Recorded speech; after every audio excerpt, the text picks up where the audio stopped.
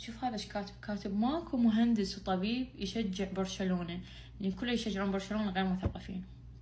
أنا برشلونية يا جماعة، وأني مهندسة، وأنا ماخذة شهادتي من أرقى الجامعات بالعراق، وذكر من درست بأمريكا. إذا عندك هذا يعني نهاية الثقافة. كل صديقاتي طبعا متخرجين من أرقى الجامعات أيضا يشجعون برشلونة.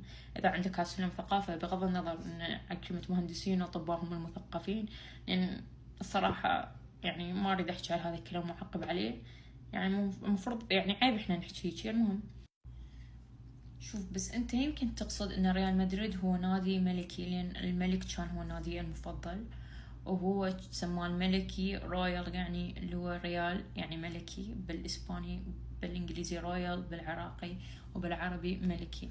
فيمكن تقصد هو نادي الطبقة الأغنياء المخملية البرجوازية، هذا يمكن قصدك.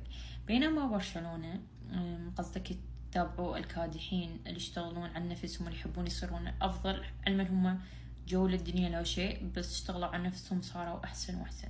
هذا أنت قصدك، وكلامك هنا صحيح جدا، لأن يشجعون ريال مدريد أو نصهم هم ناس يعني جايين بفمهم ملعقة من ذهب، بينما البرشلونيين حبوا يشتغلون عن نفسهم. ولهذا تلقى دائما البرشلوني من لا شيء إلى أن يصعد ويصير كل شواء.